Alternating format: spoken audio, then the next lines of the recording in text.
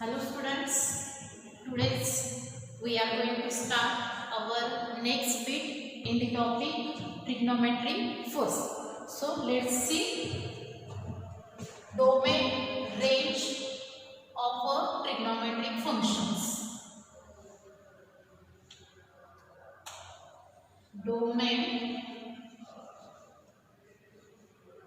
and range of trigonometric functions. Okay, and we know that there are 6 types of trigonometric functions, trigonometric ratios. 6 टाइपचे trigonometric ratios आपण define केलेले आहेत, learn केलेले आहेत.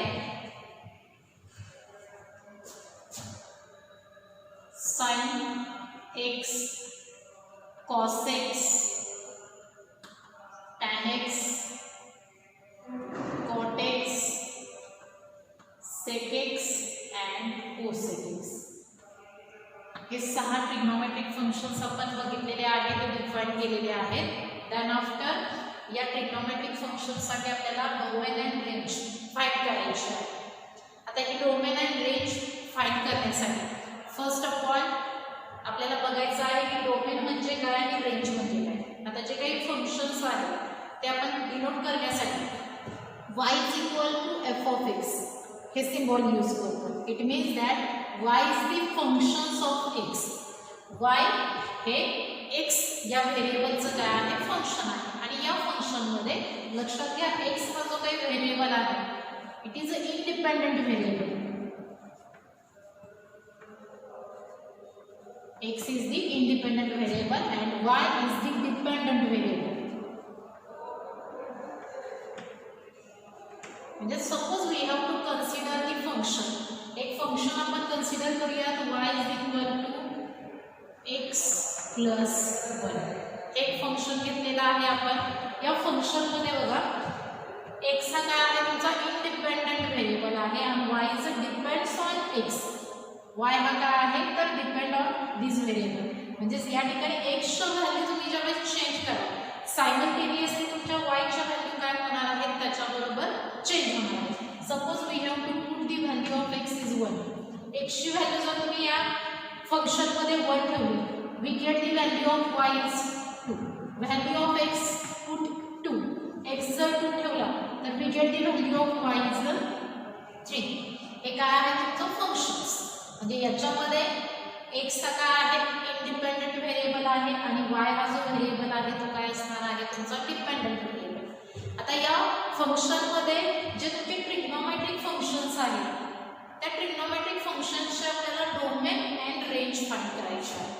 Domain म्हणजेच काय लक्षात घ्या बघा, ऑल पॉसिबल. म्हणजे हे जर एक्झाम्पल घेतलं, हे एकच फंक्शन आपण कन्सिडर केलेलं आहे y = x + 1.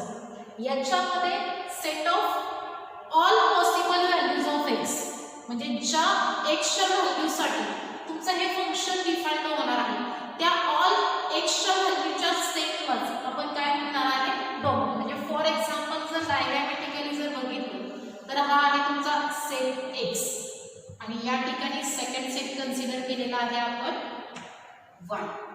आता याच्यामध्ये हे जर फंक्शन आपण कन्सिडर केलं तर याच्यामध्ये ज्या तुम्ही x च्या व्हॅल्यू पुट करणार आहात की ज्याच्यासाठी तुमचं हे फंक्शन डिफाइंड होईल त्या सगळ्या x च्या व्हॅल्यूचा जो काही सेट आहे म्हणजेच त्याला आपण काय म्हणणार आहे domain of a function. And या x च्या व्हॅल्यू ज्यावेळी तुम्ही पुट कराल या फंक्शन मध्ये आणि त्या x च्या व्हॅल्यूसाठी मिळणाऱ्या जे y च्या व्हॅल्यू आहेत ऑल व्हॅल्यू ऑफ y म्हणजेच y च्या व्हॅल्यूचा जो काही सेट तुम्हाला मिळणार आहे त्या सगळ्या y च्या व्हॅल्यूलाच आपण काय म्हणणार आहे तर range of a function. y means set of all values of y is known as the range of a function and set of all possible values अशा व्हॅल्यू ज्या व्हॅल्यूसाठी तुमचं फंक्शन काय होणार आहे डिफाइंड होणार आहे त्या व्हॅल्यूलाच आपण काय म्हणणार आहे domain of a function. Now let's see how to find domain and range of the trigonometric functions.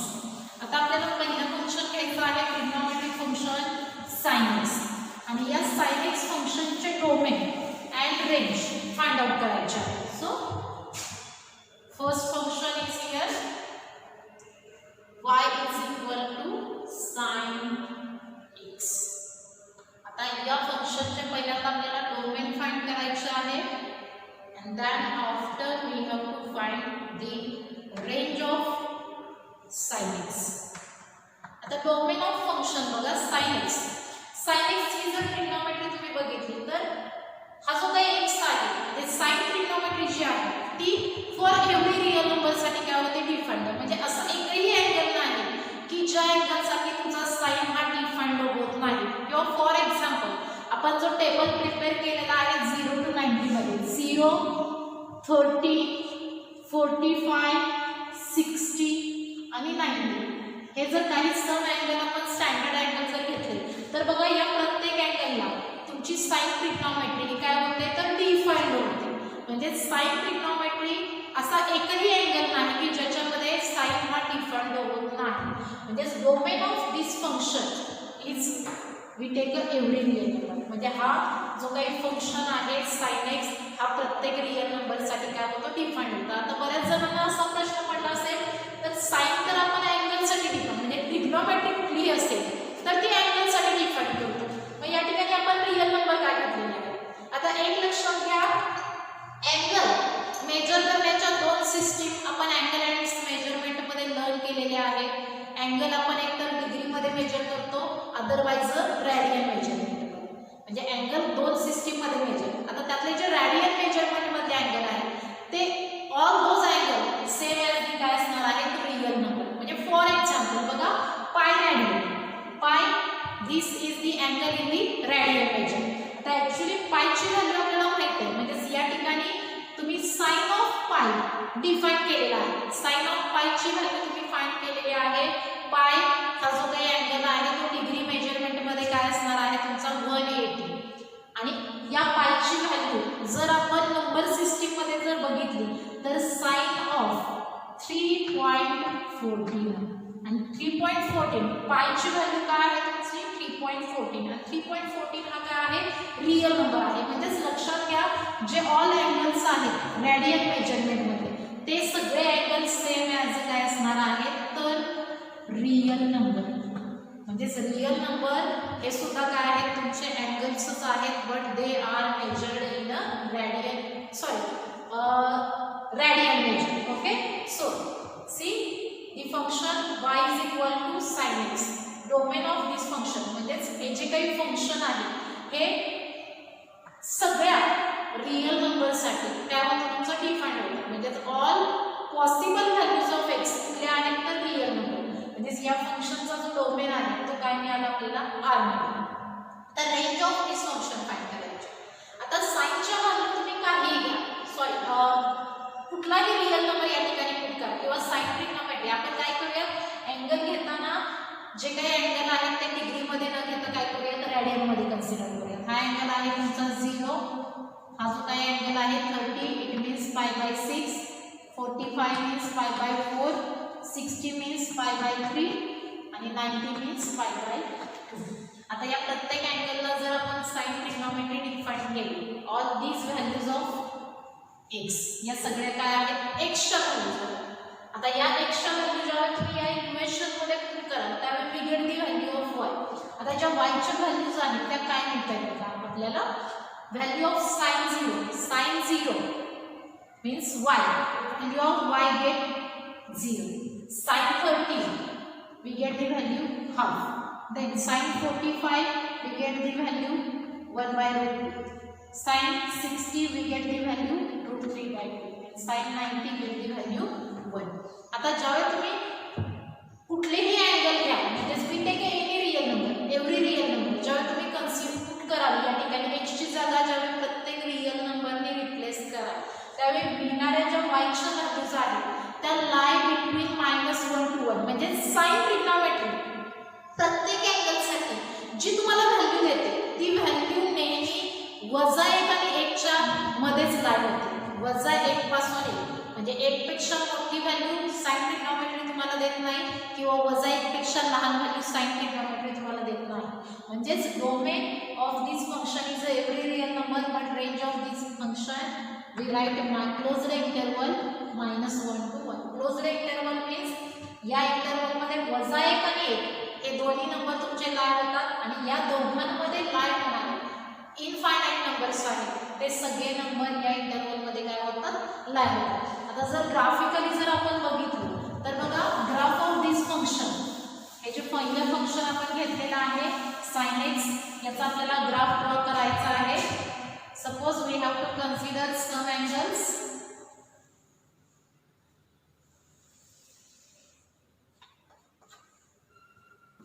या ठिकाणी आपल्याला काय करायचं आहे x ऍक्सिस वरती ऑल व्हॅल्यूज ऑफ x म्हणजे रियल नंबर म्हणजे आपल्याला काय घ्यायचे तर अँगल घ्यायचे. All some angles we consider as here 0 π/2 पाय 3π/2 2π 5π/2 and ही जी आपण व्हर्टिकल लाईन ड्रॉ केलेली आहे याच्यावरती we write the values of y म्हणजे या अँगलसाठी साइन ट्रिग्नॉमेट्री ज्या yच्या व्हॅल्यू देणार आहे त्या yच्या व्हॅल्यू काय होतात तर -1 to 1 in between this two नंबर्सच असतात. या दोन नंबरच्या मध्येच लावतात. म्हणजे या ठिकाणी आपण नंबर कन्सिडर करूयात +1 हिअर वी टेक दी -1 म्हणजे साइनचा जो ग्राफ आहे तो कसा रिप्रेझेंट होतो बघा. Below that the value of sine 0 कुठली व्हॅल्यू देतो तर 0च. देन साइन 90 ची व्हॅल्यू आपल्याला मिळते 1. Then after sine 180 gives the value 0. Then sin 3π/2 that means 270 degree. Angle आहे तुमचा 270 डिग्री. 270 ला साइन ट्रिग्नोमेट्रीची व्हॅल्यू तुम्हाला देणार आहे ती काय असणार आहे तर -1. साइन 360 y ची व्हॅल्यू या ठिकाणी तुम्हाला काय मिळणार आहे 0. Sine of 5π/2 it means we get the value 1. Okay. आता या पॉइंट मधून पास होणारा जर ग्राफ किंवा कर्व जर तुम्ही ड्रॉ केला तर हा कर्व या फॉर्म मध्ये रिप्रेझेंट होईल.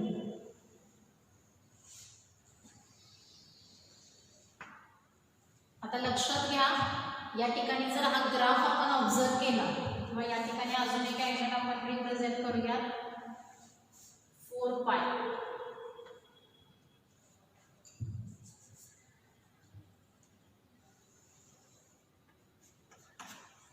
या ठिकाणी जो कर्व आपण साइनचा ड्रॉ केलेला आहे बघा. हा जर कर्व तुम्ही बघितला तर हा जो काही ही जी लाईन आपण किंवा हा एक्स ऍक्सिस जो ड्रॉ केलेला आहे त्या ऍक्सिसवर तुमचा कर्व कुठेही डिसकंटिन्यू नाही. ऑब्झर्व करा हा कर्व तुमचा कुठेही डिसकंटिन्यू नाही. म्हणजेच काय तर तुमची जी ट्रिग्नॉमेट्री आहे साइन ट्रिग्नॉमेट्री तर एक्स ऍक्सिसवर जे काही सगळे नंबर येतात रियल नंबर येतात त्या ऑल रियल नंबरसाठी काय होते डिफाईन होते. त्यामुळे आपण डोमेन ऑफ दिस फंक्शन काय घेतलेले आहेत हा. बट या प्रत्येक अँगलसाठी मिळणाऱ्या ज्या वायच्या व्हॅल्यूज आहेत या प्रत्येक अँगलसाठी मिळणाऱ्या ज्या वायच्या व्हॅल्यू आहेत त्या वायच्या व्हॅल्यू बघा इन बिटवीन 1 to -1. हा जो काही नंबर या ठिकाणी आपण प्लॉट केलेला आहे 1 to -1 म्हणजे याच्यामध्येच लाय झालेला आहे. म्हणजेच -1 पेक्षा मोठ्या आणि +1 पेक्षा ग्रेटर आणि -1 पेक्षा लेस तुम्हाला कुठलीही व्हॅल्यू मिळालेली नाही. म्हणजेच लक्षात घ्या या ठिकाणी हा कर्व जर आपण ऑब्झर्व केला तर या ठिकाणी काही angle suppose we have to consider the angle π/6 that is 30 degree. या ठिकाणी 30 डिग्री जर अँगल घेतला तर sin 30 ला मिळणारी व्हॅल्यू आहे हाफ दॅट इज 1/2 आणि 1/2 म्हणजेच व्हॅल्यू काय मिळणार आहे तुम्हाला 0.5 म्हणजेच 0.5 व्हॅल्यू या ठिकाणी कन्सिडर केली आपण. म्हणजेच या ठिकाणी ऑब्झर्व करा फक्त या ठिकाणी कुठेही तुम्ही कुठलाही अँगल घेतला ऍक्च्युली या दोन अँगलच्या मध्ये किंवा हे जरी दोन अँगल घेतले तर याच्यामध्ये इनफायनाइट मेनी अँगल्स आहेत आणि याच्या करस्पॉन्ड इथे कुठलाही अँगल घ्या त्याच्या करस्पॉन्ड तुम्हाला वायची काहीतरी व्हॅल्यू मिळालेलीच आहे. म्हणजेच कुठल्याही अँगलच्या तुम्ही करस्पॉन्ड झाला तर त्या ठिकाणी तुम्हाला वायची काहीतरी व्हॅल्यू मिळालेलीच आहे. पण ती वायची व्हॅल्यू ही 1 आणि -1च्या मध्येच बिलॉंग करते, हे लक्षात ठेवा. म्हणजेच हा जो काही कर्व आपण ड्रॉ केलेला आहे y = sin x या फंक्शनसाठी, या फंक्शनमध्ये लक्षात घ्या तुमची जी साइन ट्रिग्नोमेट्री आहे ती प्रत्येक म्हणजे या ॲक्सिसवर जेवढे काही अँगल्स आहेत इनफायनाइट नंबर्स आहेत त्या प्रत्येक नंबरला तुमची साइन ट्रिग्नोमेट्री काय होते डिफाइंड होते आणि त्याच्यानंतर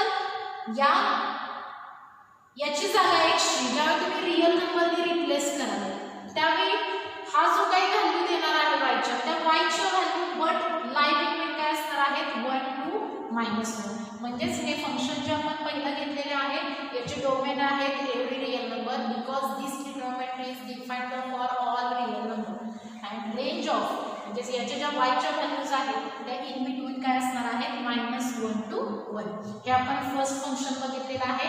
then after see the next function, second function is here. We take a cos x. आता पुढचं फंक्शन आपण घेणार आहे cos x. आता cos x जरी बघितलं आपण तर cos x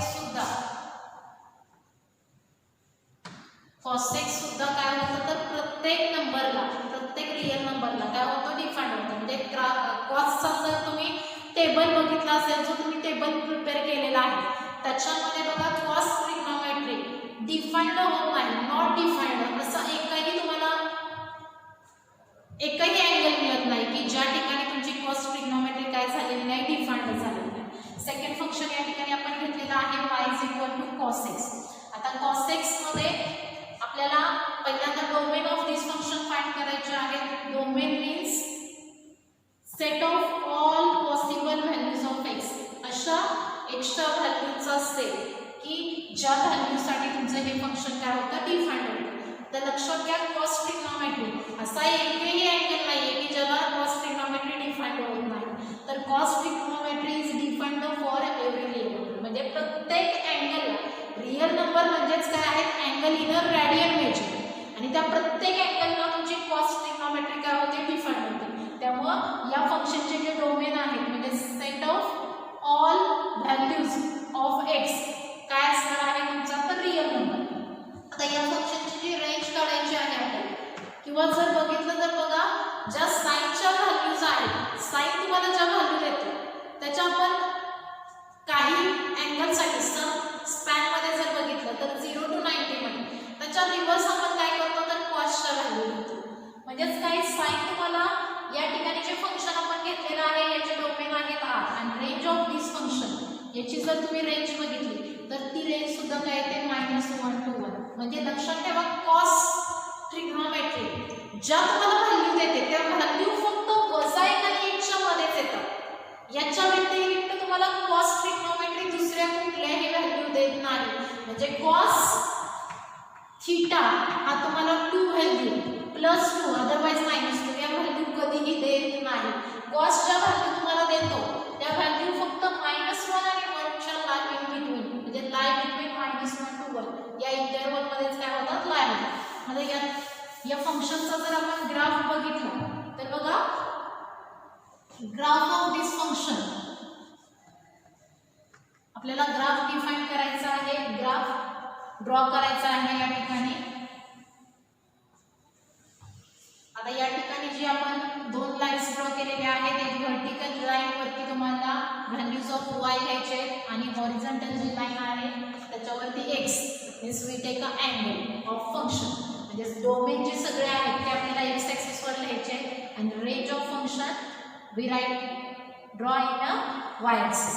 आता या ठिकाणी काही अँगल्स आपण प्लॉट करूयात 0 देन आफ्टर π/2 पाय 3π/2 2π 5π/2 3π. आता याच्यामध्ये काय करायचं आहे बघा आपल्याला काही अँगलसाठी तुम्ही ट्रिग्नोमेट्री डिफाइन केलेले आहेत ते काही अँगल आपण फक्त इथं प्लॉट करू. सॉरी कॉस 0 कॉस ट्रिग्नोमेट्री आपण बघतोय. कॉस ज्या व्हॅल्यू तुम्हाला देणार आहे त्या व्हॅल्यू सुद्धा -1 to 1 मध्येच लाई होतं. कॉस 0 जी व्हॅल्यू देतो ती कॉस 0 ची व्हॅल्यू येते तुमची y. Value of cos 0 is get 1. Cos 0 ची व्हॅल्यू काय येते 1. कॉस 90 काय येतो तर 0. कॉस पाय ची जी काही व्हॅल्यू आहे ती येते -1. Cos 3π/2 0. Cos 2π 1. cos 5π/2 0 and cos 3π. cos 3π ची व्हॅल्यू येते -1. बघा आता या पॉइंट जे आपण प्लॉट केलेले आहेत या ग्राफ मध्ये त्याच्यामधून जाणारा कर्व तुम्हाला ड्रॉ करायचा आहे. या ठिकाणी हा जर आपण कर्व ड्रॉ केला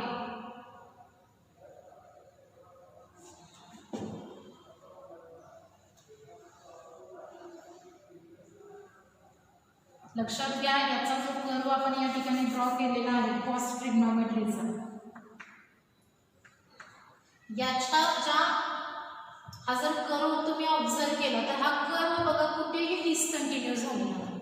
म्हणजेच या ॲक्सिसवर किंवा हा जो एक्स ॲक्सिस ड्रॉ केलेला आहे याच्यावरती मी जे अँगल घेतलेले आहे त्या अँगलच्या करस्पॉन्ड जर तुम्ही गेला तर काहीतरी तुम्हाला वायची व्हॅल्यू मिळालेलीच आहे. असं एकाही कंडिशनला झालेलं नाही की तुमची वायची व्हॅल्यू तुम्हाला मिळालेलीच नाही. किंवा हा जर एवढा स्पॅन आपण घेतला या प्रत्येक अँगलच्या करस्पॉन्ड ॲक्च्युली इथं इनफायनाईट मेनी अँगल्स लाई होतात. याच्या तुम्ही प्रत्येक वेळी करस्पॉन्ड ज्या वेळी याल त्या तुम्हाला प्रत्येक वेळी वायची काहीतरी एक्सच्या व्हॅल्यूसाठी करस्पॉन्ड वायची काहीतरी व्हॅल्यू मिळालेलीच आहे. म्हणजेच काय तर तुमचा जो कॉस फंक्शन आहे किंवा कॉस ट्रिग्नोमेट्री आहे ती एक्स ॲक्सिसवर जेवढे काही अँगल्स आहेत म्हणजे प्रत्येक रिअल नंबरला काय होते डिफंड होते. त्यामुळे या फंक्शनचे डोमेन आपण घेतलेले आहेत तेवढे real number and range of this function. आता या प्रत्येक एक्सच्या व्हॅल्यूसाठी मिळणाऱ्या ज्या वायच्या व्हॅल्यूज आहेत बघा मिळणाऱ्या वायच्या व्हॅल्यूज आहेत त्या वायच्या व्हॅल्यू फक्त लाई बिटवीन 1 to -1. हा जो काही स्पॅन आहे याच्यामध्येच लाई झालेले आहे. म्हणजेच अशी एकही व्हॅल्यू नाही किंवा तुमचा जो काही कर्व आहे तो 1 पेक्षा ग्रेटर ड्रॉ केलेला नाही किंवा -1 पेक्षा लेस या एरियामध्ये किंवा इथून वरचा जो एरिया आहे त्यामध्ये तुमचा कर्व हा लाई झालेला नाही. म्हणजे मिळणाऱ्या वाय कॉस हा ज्या तुम्हाला व्हॅल्यू देतो त्या व्हॅल्यू फक्त -1 आणि 1च्या काय होतात तर मध्येच लाई होतात. ओके आय होप आजच्या लेक्चरमध्ये जे आपण डोमेन अँड रेंज साइन आणि कॉस साठी डिटरमाइन केलेले आहेत डिफाइन केलेले आहेत ते तुम्हाला अंडरस्टँड झाले असतील.